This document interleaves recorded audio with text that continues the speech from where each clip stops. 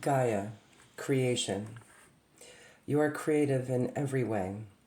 There are no barriers to constant, consistent creation. Allow yourself to create in joy, not because of pressure. Connect more deeply with the earth.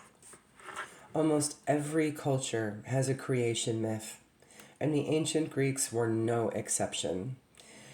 They believed that there is nothing at first but a primordial whirl of matter. This state was called chaos. Then some organizing influences formed and stepped from chaos, the first of which were Eros, love, and then Gaia, earth. Gaia then gave birth to Uranus, the sky, Auria, the mountains, and Pontus, the sea. Gaia considered Uranus her equal, and they joined together. Uranus exploded in joy and love, showering Gaia with stars and rain, and she bore other gods, goddesses, and titans, including Rhea, a daughter, Cronus, a son, and the terrible titan Typhon. The earth goddess has been venerated in her role as creator since time began. She may well have been worshipped originally as the ultimate mother, the first energy to nourish and provide creative fertility.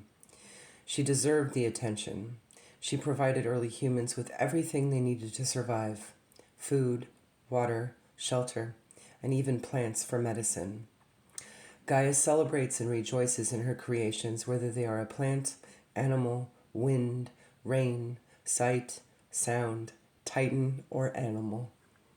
Even when her creations horrify her, she still protects them and finds a place for them.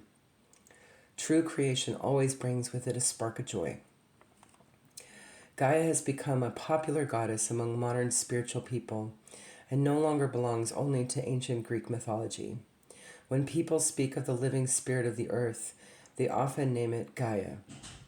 We know much more about the earth and the systems that make it work now than the ancient Greeks did. However, the way they saw that Gaia was a living cycle with interconnecting influences does them much credit. Even the idea that there was a sort of Big Bang out of the primordial chaos is something that our brightest scientists are only just getting their heads around. But it was simple truth for the Greeks. Gaia is the ultimate expression of creative power. When you need a creative spark to arise in you, when you are tired of doing the things the same old way, when you need growth within yourself, turn to that deep, loving, creative energy of Gaia.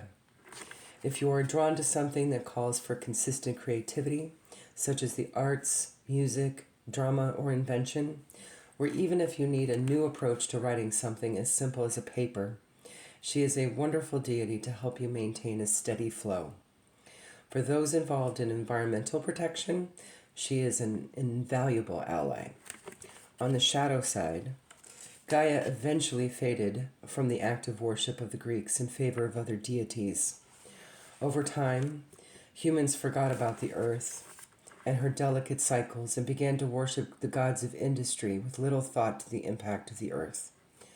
Today, we are well aware of the consequences of a growing human footprint. We wipe whole species from the earth. We destroy her very fabric with atomic bombs. We mine her lifeblood. We rip out her trees from already depleted soil, and we influence her temperature with our pollution. Gaia has always sought to balance herself. This is the nature of her creative energy. And so the consequences of our human actions upon Gaia are already being seen. Rising water levels, depleted soils not bearing enough food, fiercer weather because of the warming of the atmosphere, all are Gaia's efforts to rebalance.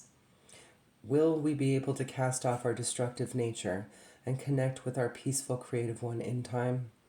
Will we be able to connect with our original mother with balance again?